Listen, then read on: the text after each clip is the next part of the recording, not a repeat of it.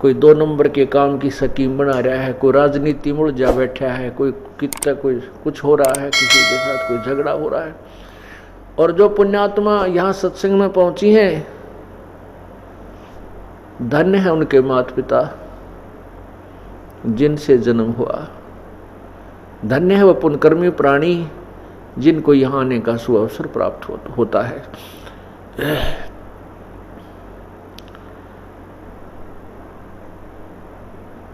और सत्संग में आने से परमात्मा की महिमा का ज्ञान होता है।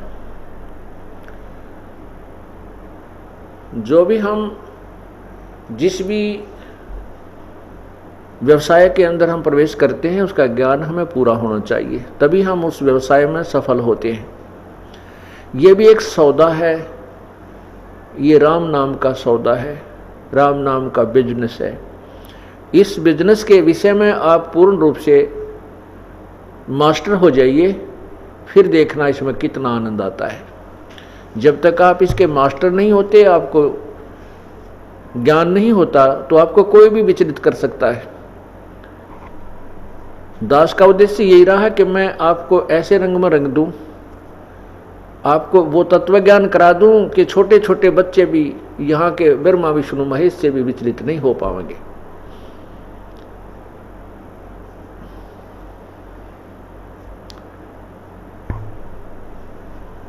और यहाँ के छोटे मोटे संत पंतों की तो कहानी क्या है, वो तो हमारे भक्तों को टस से मस कर ही नहीं सकते। तो उसके लिए आपका आवश्यक है कि आप अधिक से अधिक क्लास अटेंड करो, अधिक से अधिक सत्संग में आइए और ये सत्संग सुनिए।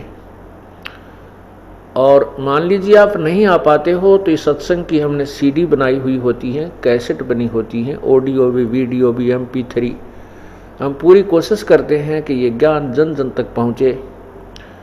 और जो बच्चा किसी सत्संग में नहीं आ सका, क्लास अटेंड नहीं कर सका, तो वो अपने घर बैठ के उस होम टास्क कर ले, उस कमी को पूरा करे। अवश्य सत्संग सुनना चाहिए।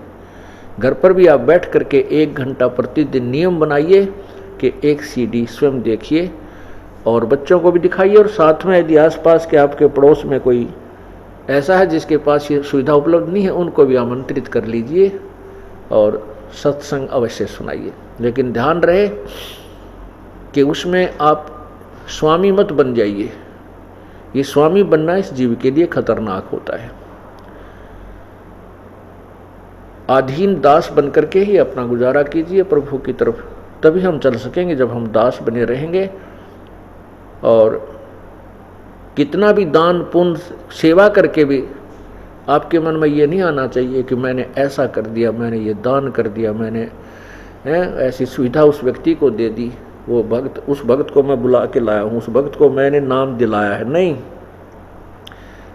परमात्मा की कृपा हुई कि आपके माध्यम से आपको प्रेरित करके उस प्रभु ने ही ये सब कार्य उस पुण्य आत्मा के लिए करवाया है। करे करावे साइयां मन में लहर उठा, दादू सिर दर जीव के वो आप बगल हो जाए। तो इसके लिए कहता है कि मैं करे सो मारिए। परमात्मा की वाणी कहती है मैं करे सो मारिए और तू करे सो छूट बे। इस मार में होशियार बंदे गदा बने के उठ बे। हो करे सो गद्दा होई, मैं करे सो बोक बे। और बंदा बिसारे बंदगी तो स्वान है सब लोक बे।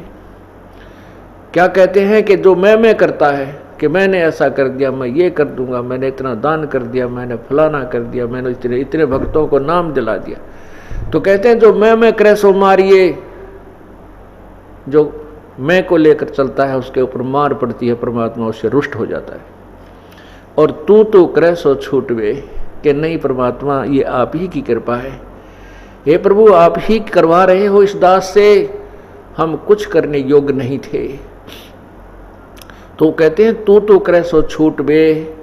इस मार में होशियार बंदे गधा बने के ऊंट बे। और जो इस तरह बकवाद करते हैं हु करे सो गद्दा होई और मैं करे सो बोक बे। और बंदा बिसारे बंदगी तो स्वान है सब लोक बे। हिरण्यकशिपु मैं किया कोटि 49 राज, ऐसे नरसिंह ले गया जो तितर को बाज। कहते नरसिंह ने मैं करी थी, उस मैं का उसको क्या फल मिला कि नरसिंह ने ऐसे मार डाला, नरसिंह भगवान ने परमात्मा नरसिंह रूप धर के ऐसे मार डाला जैसे तितर को बाज पक्षी 1 सेकंड के अंदर समाप्त कर देता है, मार डालता है। हमें उदाहरण देते हैं कि यदि आप भी मैं करोगे, अभिमान आपके अंदर समाएगा तो परमात्मा ये काल भगवान तुम्हें मार डालेगा, क्योंकि प्रभु अपना हाथ उठा लेगा तो काल फिर सिर पे मंडराता ही रहता है जीव के। सत्संग में आने से जीव को लाभ, बहुत ज्ञान होता है, लाभ होता है। कहते हैं संत मिलन को चालियो दिन में कई कई बारे, आसौज के मेह जो ये घना करें उपकारे।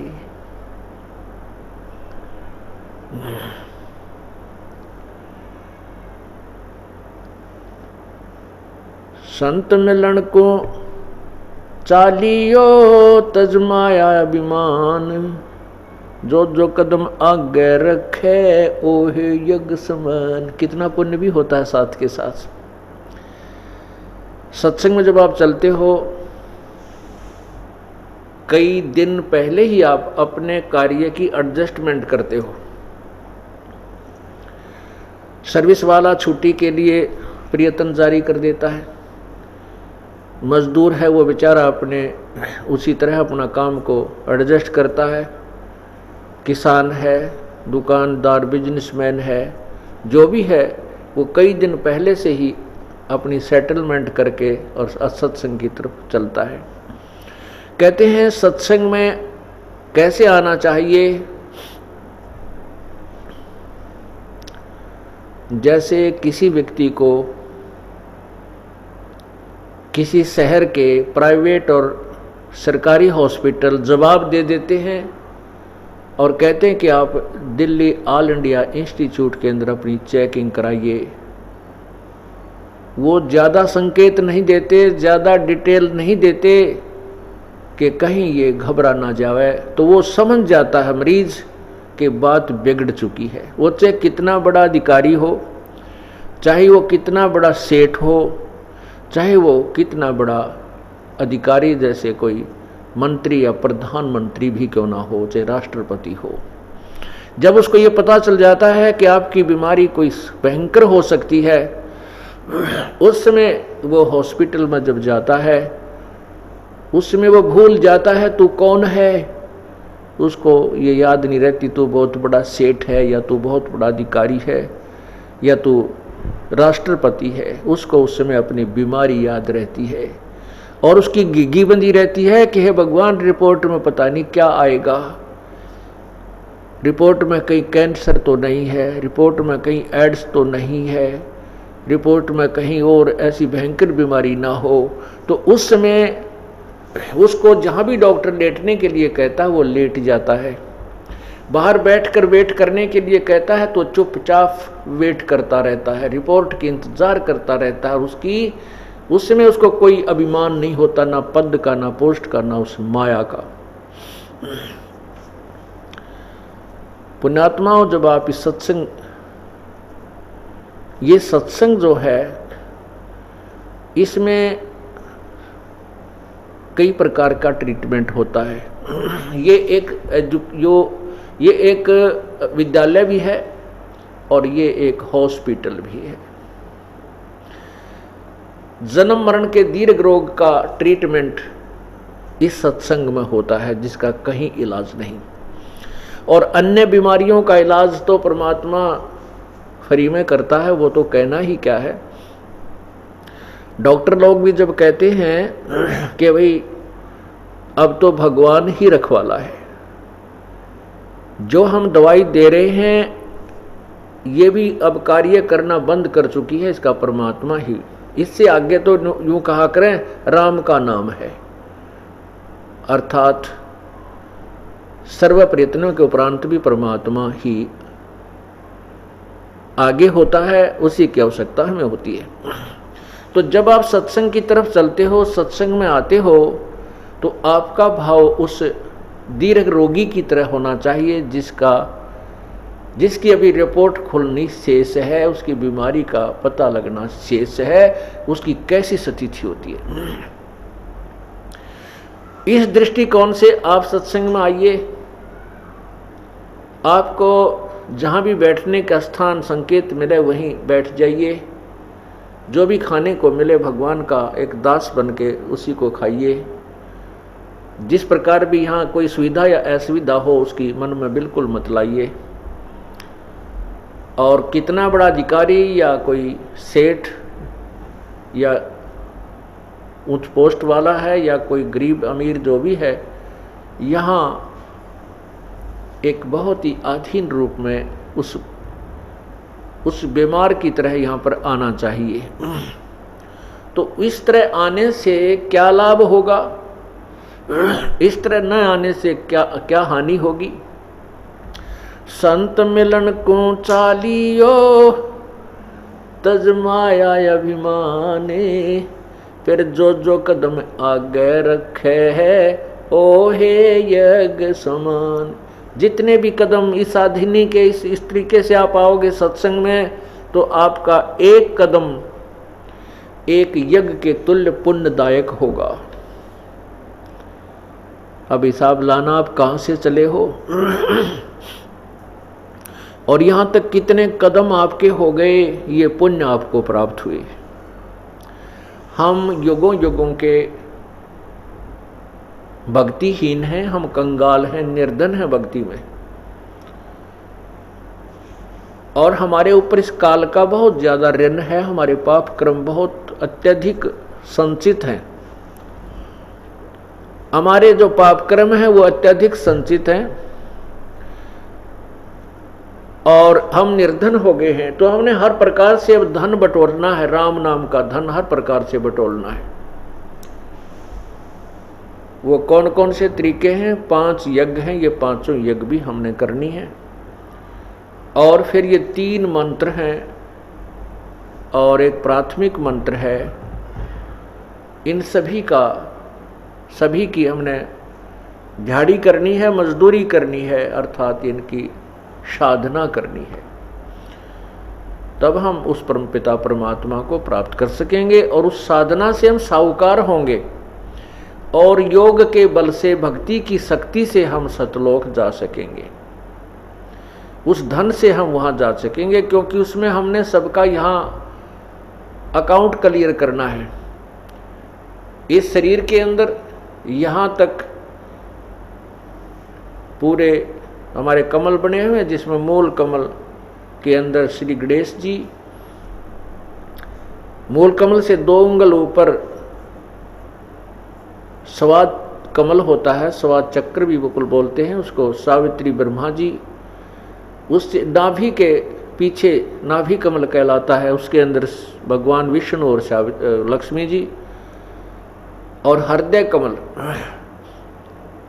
कमल में विष्णु और भगवान शिव और पार्वती जी, और कंठ कमल में यहाँ पीछे की ओर रीढ़ की हड्डी के अंदर की तरफ बैकबोन के अंदर की साइड में यहाँ दुर्गा यानी शेरा वाली का कमल है। तो हमने वो साधनाएं करके इनसे पार होना है, आगे चलना है। सहस्रार कमल के अंदर ये ज्योति निरंजन है। तो हम पहले त्रिकुटी में पहुंचेंगे। त्रिकुटी में जाने के बाद हमारा वो 2 मंत्र का जो सतनाम है वहाँ उसका हिसाब होगा, उसमें से एक मंत्र की कमाई हम वहाँ दे देंगे। और प्राथमिक जो मंत्र जो ब्रह्म गायत्री मंत्र आपको दिया जाता है वो हमें यहाँ तक बरी कराएगा। ब्रह्मा जी, दुर्गा जी, शिव जी और विष्णु भगवान और ब्रह्मा और गणेश जी के लोकों से हमने पार कराएगा। इनका जो मजदूरी हम करते हैं, प्रथम मंत्र का जाप करते हैं, या कमाई इनको देंगे, ये हमें यहाँ से जाने देंगे, हमारा अकाउंट क्लियर होगा। और फिर त्रिकुटी पर जाकर के हमने ये जितने यज्ञ हम कर रहे हैं और ये ओम नाम का जो जाप सतनाम के अंदर है, उसकी कमाई हम त्रिकुटी पर जाकर इस ब्रह्म ज्योति निरंजन को दे देंगे जिसने गीता जी का ज्ञान हमें दिया है।